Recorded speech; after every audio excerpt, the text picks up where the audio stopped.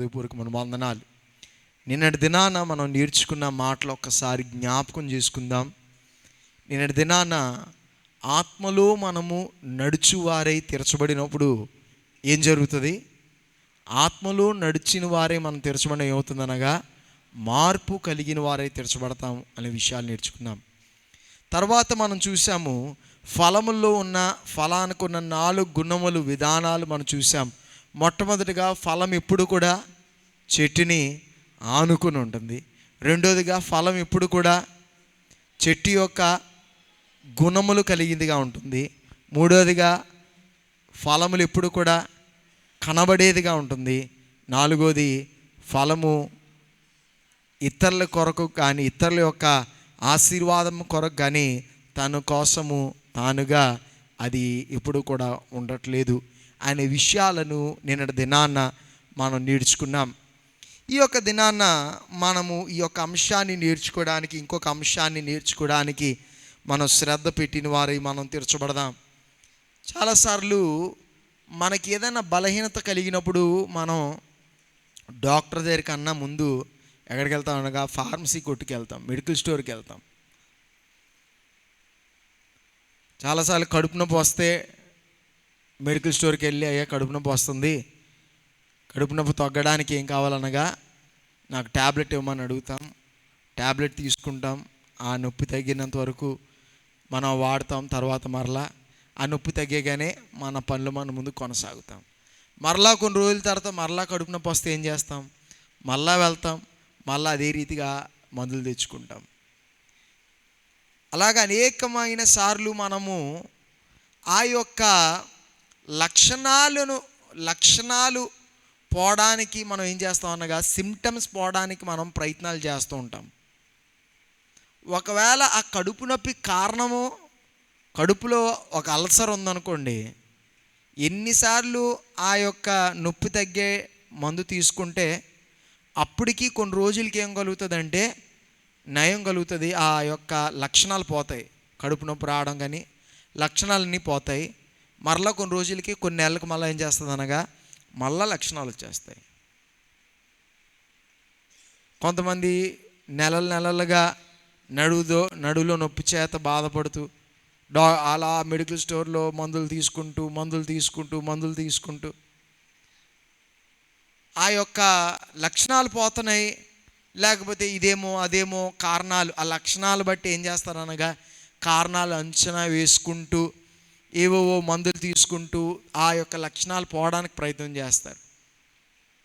కానీ ఒకవేళ ఆ యొక్క బలహీనత కారణం కిడ్నీలో స్టోన్స్ ఉన్నాయేమో, లేకపోతే మరి ఇంకేదైనా బలహీనత ఉందేమో, ఆ యొక్క ఆ అసలైన కారణము నయం కాలేనంత వరకు లక్షణాలు పోవడానికి మనం చేసే ప్రయత్నాలన్నీ ఏంటనగా తాత్కాలికమైనవే. ఈ ప్రతి ప్రయత్నం కూడా తాత్కాలికమే. లక్షణాలు పోవా అంటే పోతాయి. మన శ్రద్ధ ఎప్పుడు లక్షణాల మీద ఉంటాయి. ఎందుకంటే లక్షణాలు ఎప్పుడు కూడా మనకి ఆ సమయంలో ఆ కాలంలో చాలా ఇబ్బంది కలిగించేదిగా ఉంటుంది. నొప్పి కలిగిస్తుంది, లేకపోతే నడవకుండా చేసేస్తుంది, లేకపోతే పనులు చేసుకోవడం కష్టంగా తీర్చబడుతుంది, నిద్ర లేకుండా చేస్తుంది. ఇవన్నీ లక్షణాలు. ఆ లక్షణాలు మనల్ని ఏం చేస్తానగా అధికంగా మన పైన ఆ నొప్పి ఆ యొక్క సమయంలో మన యొక్క శ్రద్ధ ఆ లక్షణాలపై ఉంటుంది కనుక లక్షణాలు పోవడానికే ప్రయత్నం చేస్తూ ఉంటాం. కానీ నిజానికి మనకి పరిపూర్ణంగా నయం కావాలి అంటే పరిపూర్ణంగా నయం కావాలంటే మనం ఏం చేయాలనగా లక్షణాల మీద పోరాడితే సరిపోలేదు. మనం ఏం చేయాలనగా కారణం ఏంటి అనేది మనము డాక్టర్ దగ్గరికి వెళ్ళి లేదా ఎక్స్రే తీసుకోనో స్కానింగ్ తీసుకోనో లేకపోతే బ్లడ్ రిపోర్ట్స్ చేసో ఏదో ఒక దాని ద్వారా ఏం చేయాలనగా దానికి కారణం ఏంటో మనం కనుగొంటేనే నిజంగా ఏమవుతుంది అనగా ఒకరోజు కొంతకాలానికన్నా పరిపూర్ణంగా ఆ లక్షణాల నుండి కారణములో నుండి ఏం చేయగలుగుతాం అనగా స్వస్థత విడుదల పొందిన వారే తీర్చబడగలుగుతాం. మన యొక్క ఆత్మీయ జీవితాల్లో కూడా మనం చాలాసార్లు పోరాడేది పాటలు పడేది దేనితో అనగా లక్షణాలతో. నేను ఆత్మీయంగా నిలబడలేకపోతున్నాను, ఆత్మీయంగా పడిపోతున్నాను, లేకపోతే అనేకమైన శోధనలు నా జీవితంలో ఎదుర్కొంటున్నాను. ఈ యొక్క లక్షణాలు మనం బాగు చేయడానికి ప్రయత్నం చేస్తూ ఉంటాం. నేను పడిపోకూడదు, నేను నశించిపోకూడదు, లేకపోతే నేను పాపంలో దిగజారిపోకూడదు, లేకపోతే నేను శోధనలో పడిపోకూడదు. లక్షణాల మీద మనం ఏం చేస్తామనగా ప్రయత్నం చేసి మనం దాన్ని సరిచేస్తుంటాం. నాకు ఈ వారం రోజులు నేనేం చేస్తాను అనగా ఇలా చేస్తాను, అలా చేయాలి, ఇలా చేయాలి. కానీ నిజానికి మనం లక్షణాల మీద పోరాడుతూ ఉంటే కొన్ని రోజులకి, కొన్ని దినాలకి మనం అనుకున్న శోధనలో నుండి, ఆ కార్యాల నుండి బయటకు పడి మన జీవితం చక్కగా నడిపించగలుగుతామేమో. కానీ మరలా ఏమవుతుంది అనగా కొన్ని రోజులకి మరలా అదే పాటలోకి వెళ్తుంది, అదే దారిలోకి వెళ్తుంది. కారణం ఏంటంటే మనం పాటలు పాడుతున్నంత దేంతో అనగా లక్షణాలతోనే. మనం మరి ఏం చేయాలి? ఎక్కడికి వెళ్ళాలనగా మనము ఆ కారణానికి వెళ్ళాలి. ఒకవేళ ఆ కారణము మన జీవితంలో ఉన్న ఆత్మీయమైన డిసిప్లిన్స్, ఆత్మీయమైన క్రమ విషయములో ఉంటున్న లోపం ఉండొచ్చు. అంటే ఆత్మీయమైన ఆ క్రమములో, ఆ డిసిప్లిన్స్లో మనం లేనివారుగా, క్రమం లేనివారుగా, అంటే ప్రార్థన లేనివారుగా, వాక్యాన్ని చదివే అనుభవం లేనివారుగా ఉన్నామేమో. కారణం అది. మనం ఏం చేయట్లేదు అనగా ప్రార్థన చేయట్లేదు. కారణం ఏంటంటే మనం వాక్యాన్ని చదవట్లేదు. దాన్ని బట్టి వచ్చే లక్షణాలు ఏంటంటే శోధనలో పడిపోతున్నాము, అధికంగా శోధింపబడుతున్నాము, అధికమైన పాపములు పడిపోయిన వారే తీర్చబడతాం, మార్గాన్ని తొలగిపోయిన వారే తీర్చబడుతున్నాం. మన శ్రద్ధ అంతా ఎక్కడ ఉంటుందంటే అయ్యో నేను ఇలా పడిపోయాను, దీనిలో బాగుపడాలి, ఇది సరిచేయాలి, అది సరిచేయాలి, నేను ఇక్కడికి వెళ్ళను, ఇది చేయను, అలా చేయను, ఇలా ఉండను, అలా ఉండను, ఇలా మారుస్తాను, అది మారుస్తాను. కానీ నిజానికి ఏం చేయట్లేదు అనగా కారణం ఏంటి? లక్షణాలు ఇవి. What is the cause? ఈ లక్షణాలకి కారణం ఏంటో మనం తెలుసుకోకపోతే మన యొక్క జీవితాలు మనం ఏం చేయలేము అనగా ఎప్పటికి కూడా పరిపూర్ణంగా విడుదల మనం పొందలేము. ఈ యొక్క దినాన్న మన యొక్క జీవితాలు పరిశోధన చేసుకొని ఎన్ని కార్యాల్లో లక్షణాలతో పోరాడుతున్నాం. శారీరకమైన కార్యాల కొరకు నేను మాట్లాడట్లేదు, కానీ ఒకవేళ మీకు శారీరకంగా కూడా తరచుగా వచ్చున్న సమస్యలు ఉన్నట్లయితే తప్పనిసరిగా ఏం చేయాలన్నా డాక్టర్ దగ్గరికి వెళ్ళి ఆ యొక్క సమస్య, ఆ డయాగ్నోసిస్కి చేయాలి. చాలామంది డాక్టర్ దగ్గరికి వెళ్తారు, డాక్టర్ ఎక్స్రే తీయమంటే లేదా స్కానింగ్ చేయమంటే ఏం చేస్తారంటే వచ్చేస్తారు. ఏంటండి వెళ్తే ఎక్స్రే తీయమన్నారు, స్కానింగ్ తీయమన్నారు. మరి డాక్టర్ మనిషే కదండి. డాక్టర్కి ఏం కళ్ళు ఇలా తెరిచి, డాక్టర్ నేను ఎన్ని సంవత్సరాలు ఎంబీబీఎస్ అంతా చదివాను కనుక నా కళ్ళుతో నిన్ను ఎక్స్రే తీయగలుగుతాను అనుకుంటాడు. లేకపోతే నేను చాలా అనుభవం ఉంది కనుక నీ నరాల్లో ఏం జరుగుతుంది, నీ గుండెలో ఏం జరుగుతుందో డాక్టర్ చూసి చెప్పలేడు కనుక డాక్టర్ ఏమంటాడంటే, డాక్టర్కి తెలియాలి అంటే డాక్టర్ ఎక్స్రే తీయమంటాడు, స్కానింగ్ తీయమంటాడు, లేకపోతే అవి ఇవి అన్నీ తీయమని చెప్తాడు. కనుక ఒకవేళ మీలో ఎవరైనా తరచుగా బలహీనులుగా ఉంటే తప్పనిసరిగా ఆ యొక్క ఎక్స్రేలో, స్కానింగ్లో డాక్టర్ ఏ తీయమన్నారో తీయడానికి వెనకాడకుండా ముందుకు వెళ్ళండి. నేను కానీ ఈ రాత్రి మాట్లాడేది శారీరకమైన విషయాల కొరకు కాదు, కానీ ఆత్మీయమైన నీ జీవితంలో ఉంటున్న కొన్ని లక్షణాలు ఉన్నాయి.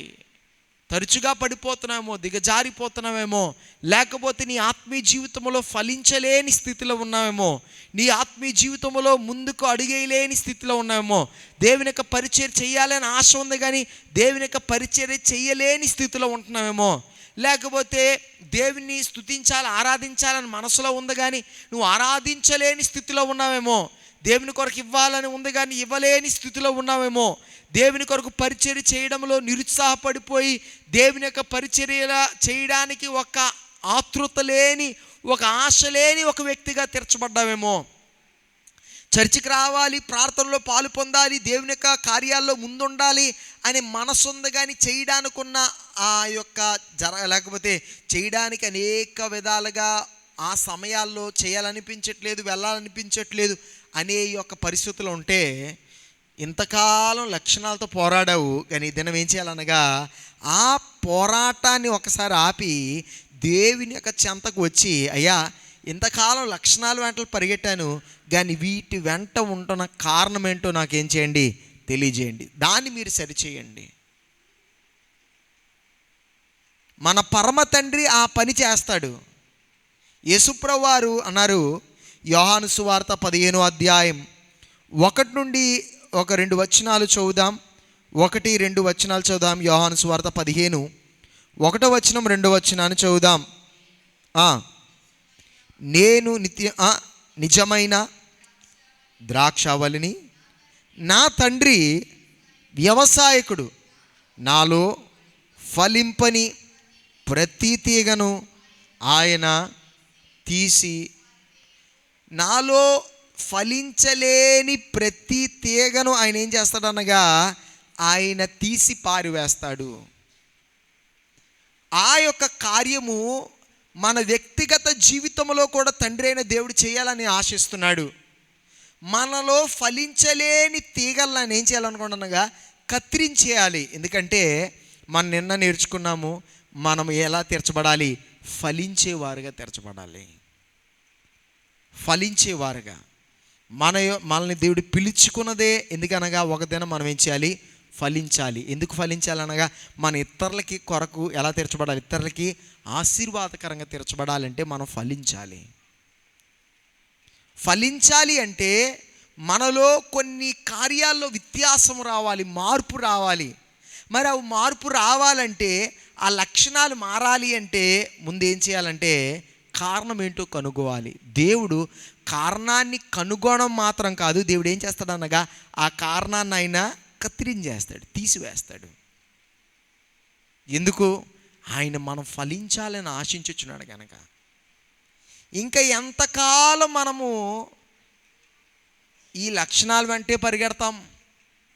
ఎంతకాలం లక్షణాలు మార్చుకోవడానికి ప్రయత్నం చేస్తూ ఉంటాం? శత్రువుతో పోరాడు, నీడతో కుస్తీలు పడితే ఏమైనా లాభం ఉంటుందండి? నీడతో కుస్తీ పడి గెలిచిన వాడు ఎవడే ఉన్నాడా చెప్పండి? షాడో బాక్సింగ్ లేకపోతే నీడలో కుస్తీలు పడితే ఏవి కూడా నువ్వు గెలిచేది లేదు. మరి నువ్వు ఇంకా ఎంతకాలం ఆత్మీయ జీవితంలో లక్షణాలతో కుస్తీలు పడతాం? ఈ దినాల్లో లక్షణాలతో కుస్తీలు పడేవారుగా కాదు, కానీ ఈ దినాన దేవుని యొక్క సన్నిధానములో మనము ఈ దినాల్లో ఉపవసించి ప్రార్థించి ఉండగా ఈ రాత్రి దేవుని యొక్క సన్నిధిని అడగండి, దేవా ఈ యొక్క దినాల్లో నా హృదయంలో లక్షణాలు కాదయ్యా, నాకు కావలసిన కారణము నీకు తెలుసు గనక, హృదయములను పరిశోధించువాడు నువ్వు ఉన్నావు గనక నాకు లక్షణాల్లో విడుదల మాత్రం కాదు, నాకేం కావాలనగా ఈ కారణము నా జీవితంలో ఈ కారణములు ఏంటో నీకు తెలుసు గనక, ఇదిగో నా జీవితంలో ఆ యొక్క పనికిరాలేని వాటినన్నిటినీ కారణాలు ఏం చేయి, నువ్వు కత్తిరించి వేయమని ఏం చేయాలనగా దేవుని యొక్క సహాయమును అడిగిన వారే కోరిన వారే తీర్చబడాలి. Praise the lord. Hallelujah, hallelujah. ఎందుకంటే మనము ఒకవేళ దాన్ని ఆయన కత్తిరించడానికి మనము ఇష్టపడకపోతే, ఈ పనికిరాలేని తీగలు పోకపోతే మన జీవితం ఎప్పుడు కూడా ఒకే పోరాటం ఉంటుంది. ఏంటంటే అమ్మో ఈ లక్షణాలు పోవాలి, అమ్మో ఈ తలనొప్పి పోవాలి, అమ్మో ఈ కడుపు నొప్పి పోవాలి, అమ్మో ఈ కాళ్ళు నొప్పి పోవాలి, అమ్మో ఈ నడుము నొప్పి పోవాలి, అమ్మో ఈ తలనొప్పి పోవాలి. జీవితం అంతా అదే పోరాటంలో ఉంటావు. ఒక వారము పోతుంది, ఇంకో 5 రోజులు బాగుంటావు, మళ్ళీ 6 రోజుల తర్వాత మళ్ళీ తలనొప్పి వచ్చేస్తుంది. ఓ నడుము నొప్పి అయితే 10 రోజులు బాగానే ఉంది, 11వ రోజు మళ్ళీ నడుము నొప్పి వచ్చేసింది, మళ్ళీ 20 రోజులు కూర్చుంటావు, మరలా లేస్తావు, మరలా ఏదో పనులు చేస్తావు, మళ్ళీ కూర్చుంటావు. నీ జీవితం అంతా ఏముంటుంది అనగా కొన్ని రోజులు దేవుని కొరకు పరిగెట్టాను, చేశాను, మరలా కొన్ని రోజులు వెనకపడిపోయాను, మరలా వెళ్ళాను, మరలా వెనకపడిపోయాను, మరలా వెళ్ళాను, మరలా వెనకపడిపోయాను. అట్టి రీతిగా కాకుండా మనం ఫలించువారై, మనం ప్రారంభించిన ఈ పరుగు పందమును మన అంతం వరకు పరిగెట్టువారై తీర్చబడాలి అంటే మనలో పనికిరాలేని తీగలు, మనలో ఈ యొక్క లక్షణాలు కాదు, మనలో కారణములను దేవుడు ఏం చేయాలనగా తీసివేయాలి. మరి దేవుడు మనతో మాట్లాడుతుండగా ఆ కారణాలు నిజముగా తీసివేయడానికి మనం ఇష్టపడిన వారై ఉన్నామా లేదా అని పరిశోధన చేసుకోవాలి. నిజంగా మన జీవితాల్లో ఆ కారణాలు ఏంటో దేవుడు చూపెట్టినప్పుడు, దేవుడు మనకి తెలియజేస్తుండగా వాటిని ఆయన తీసివేయడానికి మనము పరిపూర్ణంగా అంగీకరిస్తున్నామా అనేది గ్రహించాలి. ఎందుకంటే మనం ప్రార్థన చేస్తాం, దేవుని సన్నిధికి వస్తాం, దేవుని అడుగుతాం. దేవుడు మాట్లాడే దేవుడు కనుక ఆయన మాట్లాడతాడు. ఆయన బలవంతంగా ఏం చేయడనగా మన ముక్కు అన్నీ మోసేసి లేకపోతే మనకి మత్తు వేసేసి ఆయన ఏం చేయడనగా మనకి సర్జరీ చేయడు. మనలో ఆ కారణాలు తీయాలంటే మన అనుమతితోనే తీస్తాడు, అంతే కదండి. డాక్టర్ ఎప్పుడన్నా సర్జరీ చేయాలంటే ఏం చేస్తారు? కన్సెంట్ ఫామ్ మీద సంతకం పెట్టించుకుంటారు. మన ఆమోదం ఉంటేనే ఏం చేస్తారు అనగా మనకి సర్జరీ చేస్తారు. కానీ మన ఆమోదం లేకుండా ఏ డాక్టర్ కూడా ఏం చేయడు అనగా, నిజమైన డాక్టర్ కానీ మనకి మంచి చేయాలనుకున్నవాడు, మన కిడ్నీలు దొంగిలించాలనుకున్నాడు వాడి కోసం మాట్లాడలేదు. కానీ మనల్ని నిజంగా న్యాయం చేయాలనుకున్నవాడు ఏం చేయడు అనగా బలవంతంగా చేయడు. ఏం చేస్తాడు అనగా మనకి వివరిస్తాడు. అయ్యా బాబు, ఇది నీ సమస్య, ముందంటాడు ఎక్స్రే తీసుకునిరా, లేకపోతే ఈ స్కాన్లు తీసుకునిరా అని. ఆ ఎక్స్రేలు ఆ స్కాన్లు అన్నీ మన ముందు పెట్టి అంటాడు, బాబు ఇదిగో నీలో ఉన్న సమస్య, నీకు ఇలాంటి ప్రాబ్లం ఉంది గనక ఈ ప్రాబ్లం నీకు పోవాలి అంటే, ఈ నొప్పి నీకు తగ్గాలంటే, పలానా సమస్య పోవాలంటే నీకు నేను సర్జరీ చేయాలి అంటాడు డాక్టర్. చేయాలని చెప్పి ఏమంటాడు అనగా, ఇప్పుడు మీ ఇష్టం, నువ్వు చేయించుకోవాలా లేదండి నేను చేయించుకోవట్లేదండి, సర్జరీ నాకు వద్దండి అంటే డాక్టర్ ఏం చేయడనగా ఇంకా బలవంతం చేయి, తప్పదు, నువ్వు నా దగ్గరికి వచ్చావు కదా, తప్పనిసరిగా నీకు సర్జరీ చేస్తానంటే ఆయన అలా ఆయన అంటాడు, సరే అమ్మా నీ ఇష్టం, నీ సమస్య ఇది, నువ్వు ఆరోగ్యంగా ఉండాలి అనుకుంటే, చక్కగా మంచిగా నీ పనులు చేసుకోవాలనుకుంటే, ఇంకా మరలా నడువు నొప్పి రాకుండానో లేకపోతే ఈ కడుపు నొప్పి రాకుండా నువ్వు సంతోషంగా ఆరోగ్యంగా ఉండాలి అనుకుంటే నువ్వేం చేయాలనగా ఈ సర్జరీ చేసుకోవాలి. నువ్వు నిజంగా ఆశించి, లేదు నేను ఆరోగ్యంగా ఉండాలని ఆశించి, సరే డాక్టర్ గారు మీరు చెప్పిన మాట ప్రకారంగా నేనేం చేస్తాననగా ఈ సర్జరీకి నేను అంగీకరిస్తున్నాను, పలానా దినాన్ని నేను వస్తాను, ఆ సర్జరీ కూడా వెళ్తానని మనం ఆమోదం ఇచ్చినప్పుడు డాక్టర్ గారు ఏం చేస్తారనగా ఆ సర్జరీ చేస్తారు. పరలోకమైన దేవుడు ఇంకా అధికమైన స్వేచ్ఛ మనకి ఇచ్చాడు. ఆయన సన్నిధానంలో వచ్చి ప్రార్థించాం, దేవా నాలో ఈ లక్షణాలు ఉన్నాయ్యా, ఈ లక్షణాలు నాకు ఏం నచ్చట్లేదయ్యా, నాకు ఈ యొక్క ఆత్మీయ బలహీనతలు ఏం నచ్చట్లేదు, నా జీవితంలో ఈ శోధనలు నాకేం నచ్చట్లేదు, నా జీవితంలో ఈ బలహీనతలు నాకేం నచ్చట్లేదు, నాకు నీ పరిచర్య ఎంతో చేయాలని ఉంది కానీ చేయలేకపోతున్నాను, అది నాకు నచ్చట్లేదు, నేను ఎంతో ఆరాధన చేయాలని కానీ నేను ఆరాధన చేయలేకపోతున్నాను, అది నాకు నచ్చట్లేదు, నేను నిన్ను నిజంగా పూర్ణ హృదయంతో నీ పరిచర్య చేయాలనుకుంటున్నాను కానీ అది నేను చేయలేకపోతున్నాను, అది నాకు నచ్చట్లేదు, నీ కొరకు ఇవ్వాలని ఆశిస్తున్నాను కానీ ఇవ్వలేని స్థితిలో ఉన్నాను, అది నాకు నచ్చట్లేదు. అప్పుడు యేసయ్య అంటాడు, సరే అమ్మా ఇది నీకు ఏం నచ్చట్లేదు, సరే నేను నిన్ను బాగు చేస్తాను, ఇదిగో నీ జీవితంలో ఉన్న ఈ యొక్క కారణం లక్షణాలు ఇవన్నీ, కానీ కారణాలు ఇది, నీలో ఇది కారణము, నీలో ఇంకా ఇది ఉంది, నీలో ఇది ఇంకా కొంచెం దాచుకున్నావు, నీలో ఇంకా కొంచెం ఇది నీలో పోలేదు, ఇంకా నీ జీవితంలో ఇది మారలేదు, ఇది ఇంకా నువ్వు విడిచిపెట్టలేదు. ఇప్పుడు ఇవన్నీ కూడా నేనేం చేయాలనగా నీలో ఇవన్నిటిని కూడా కత్తిరించేయాలి. ఇప్పుడు మన స్పందన, ఇప్పుడు ఎవరిది స్పందన? మనం స్పందించాలి. అయ్యా నేను సిద్ధంగా ఉన్నానయ్యా, సరిచేయ్యా, కొంచెం గాయం వచ్చినా పర్లేదు, కొంచెం దుఃఖం కలిగినా పర్లేదు, కొన్ని రోజులు కొంచెం బాధ వచ్చినా, కొన్ని రోజులు నాకు కొంచెం నొప్పి కలిగినా, కొన్ని రోజులు నాకు నిద్ర లేని స్థితులు వచ్చినా, కొన్ని రోజులు నేను ఒంటరిగా తెరచబడినా పర్లేదయ్యా, చేయ్యా, నన్ను సరిచేయ్యా, నన్ను బాగు చేయ్యా, నీ రూపంలో నన్ను మార్చుకోమంటే పరిశుద్ధాత్మ దేవుడు ఏం చేస్తాడనగా మళ్ళీ నిజముగా ఆయన సరిచేయడం ప్రారంభిస్తాడు. అన్నిటినీ కత్తిరించేస్తాడు, తీసివేయాలన్నీ తీసేస్తాడు. తీసేసినప్పుడు ఏమవుతావు అనగా నువ్వేమవుతావు అనగా ఫలించవలసిన రీతిగా ఫలించడం ప్రారంభిస్తావు, ఘనమైన రీతిగా ఫలించడం ప్రారంభిస్తావు. 2వ వచనం మనం చదివాం కదా, ఇంకొకసారి చదువు. యోహాను సువార్త 15వ అధ్యాయం 2వ వచనము, నాలో ఫలింపని ప్రతి తీగను ఆయన తీసి పారివేయును, ఫలించు ప్రతి తీగ మరి ఎక్కువగా ఫలింపవల్లని దానిలోని పనికిరాని తీగలను తీసివేయును. ఎందుకు నిన్ను సరిచేయాలనుకుంటున్నాడంటే, ఎందుకు నిన్ను బాగు చేయాలనుకుంటున్నాడంటే, నేను ఏం చేయాలనగా ఆయన ఉద్దేశం నెరవేర్చాలి. ఏంటి ఆయన ఉద్దేశం? నేను నేర్చుకున్నాం, మనం ఏం చేయాలి? ఫలించే వారుగా తెరచబడాలి. దేవుడు నిన్ను నన్ను ఈ రక్షణ అనుభవంలోకి దేవుడు మనల్ని నడిపించింది, మనం ఒక దినము ఏం చేయాలనగా ఫలించే వారుగా తెరచబడాలి. ఫలం బట్టి ఏమవుతుంది అనగా ఫలము ఇతరులకి ఆశీర్వాదం. ఆకలితో ఉన్నాడు, ఆకలి తీరుతుంది. కొంతమందికి ఔషధంగా తీర్చబడుతుంది. ఫలము చెట్టుకు కాదు, లేకపోతే ఆ ఫలానికి కాదు, అక్కడ ఉన్న వారికి ఏముందనగా వచ్చుచున్న దాన్ని తింటున్న వారికి అది ఆశీర్వాదము. మన జీవితాలు అట్రీతిగా తీర్చబడాలి అనేది దైవ ఉద్దేశం. మనల్ని దేవుడు పిలుచుకున్నాడు. ఈ లోకములో పాపములో పతనమైపోతున్న మనల్ని దేవుడు పిలుచుకొని ఎంచుకొని ఇంతవరకు దేవుని యొక్క సన్నిధానాలు స్థిరపరిచి ఆయన వాక్యం ద్వారా మనల్ని బలపరిచి ఎదిగింప చేసి మన యొక్క అవసరములను తీరుస్తూ మనతో ప్రత్యేకమైన రీతిగా మాట్లాడుతూ మనల్ని ముందుకు ఎందుకు నడిపించుచున్నాడంటే మనము ఒక దినాన్ని ఏం చేయాలనగా ఫలించేవారుగా తీర్చబడాలి.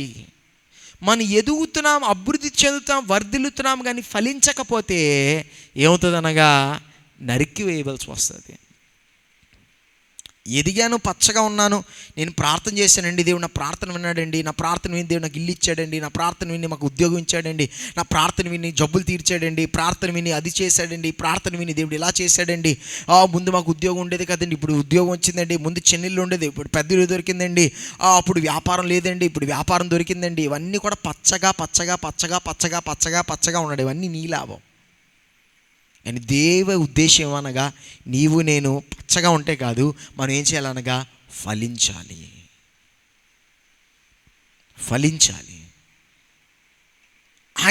ఆయన అవును నీకు నీ యొక్క ప్రార్థన ఆలకిస్తున్నాడు, నీ అవసరాలన్నీ తీరుస్తున్నాడు, నిన్ను బలపరుస్తున్నాడు, నిన్ను ఎదిగింప చేశాడు. ఎందుకంటే ఆ ఎదగడము ఒక కాలంలో నువ్వు ఎదగాలి, దానికి కావలసిన సారము, కావలసిన నీరు, కావలసిన కాపుదల, ఇదంతా ఎందుకంటే ఒక దినము మనం ఏం చేయాలి? ఒక దినం ఏం చేయాలి? ఫలించాలి. చెప్పండి, ఒక దినం మనం ఏం చేయాలి? ఫలించాలి. ఒక దినం మనం ఆశీర్వాదకరంగా తీర్చబడాలి. ఒక దినం మనం చెప్పండి, ఒక దినం మనం ఆశీర్వాదకరంగా తీర్చబడాలి. మళ్ళా చెప్పండి, ఒక దినం మనం, ఇంకొకసారి చెప్పాలి, ఒక దినం మనం ఆశీర్వాదకరంగా తీర్చబడాలి. ఆ దినం ఎప్పుడు? ఆ దినం ఇంకెప్పుడు అనేదే ఈ యొక్క దినాన ప్రశ్న. ఈ దినాన నీ జీవితాన్ని యేసయ్యకి సమర్పించుకొని, అయ్యా ఇదిగో నేను ఎంతవరకు ఎదిగింప చేశావు, చాలా సంతోషం, కానీ ఇది కాదు పరమ ఉద్దేశము. నేనేమవ్వాలనగా ఫలించాలి, నేను ఇతరులకి ఆశీర్వాదకరంగా తీర్చబడాలి.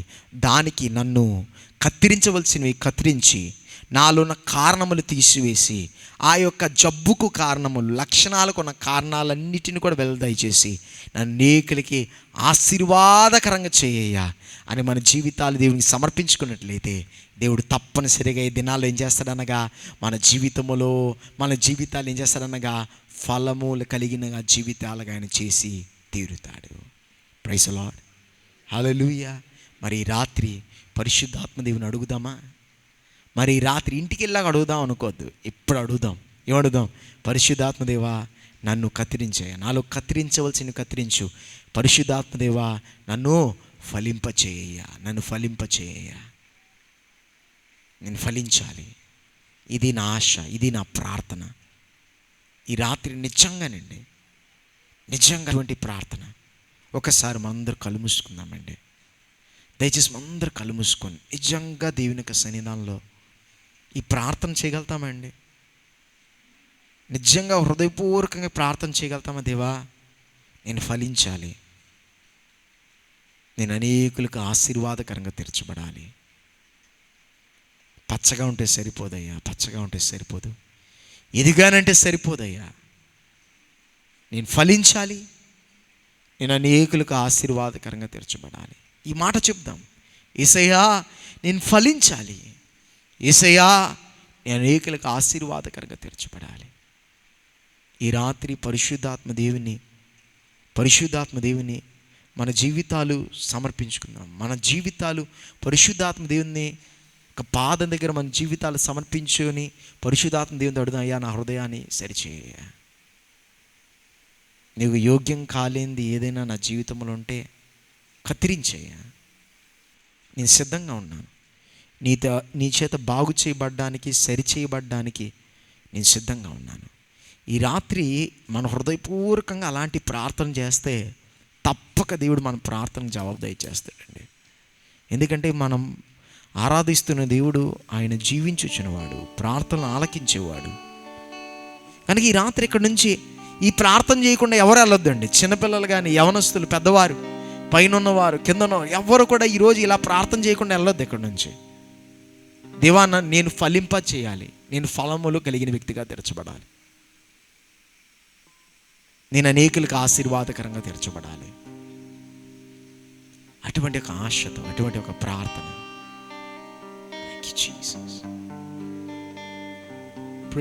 నడిపించయ్యా, నీలో నడిచే అనుభవం మాకు దయచేయండి. నేను ఫలించాలి, నేను ఫలించాలి, అనేకులకు ఆశీర్వాదకరంగా తీర్చబడాలి. అటు విధమైన అనుభవంలోకి మమ్మల్ని నడిపించండి అయ్యా. ఈ రాత్రి నిన్ను ప్రేమించి నీ సన్నిధానంలో అడుగుపెట్టిన బిడ్డలందరినీ దీవించండి అయ్యా. ఈ 3 దినాలు చేసిన ప్రార్థనలు అంగీకరించండి. ఈ 3 దినములు చేసిన ఆరాధనలు అంగీకరించండి. 1 దినము, 2 దినాలు, 3 దినాలు ఉపవసించి ప్రార్థించిన బిడ్డలందరినీ ప్రత్యేకంగా బలపరచండి, శక్తిపరచండి. వారు నీకు సమీపంగా తీర్చబడ్డానికి నీ కృప దయచేయండి. రేపు ఉదయం జరుగుతున్న ఆరాధనలు, సండే స్కూలు అంతటిని కూడా దీవనకరంగా చేసి నడిపించండి. ఈ రాత్రి పరలోక దర్శనాలతో నాతో మాతో మీరు మాట్లాడి మా జీవితాల బట్టి కేవలం మీరే మహిమ ఘనత పొందమని ప్రభు యేసుక్రీస్తు నామమున అడుగుచున్నాము మా పరమ తండ్రి. యేసు రక్తమే జయం, శిలువ రక్తమే జయం, అంధకార శక్తుల నాశనం. ప్రభు యేసు రక్తమే జయం.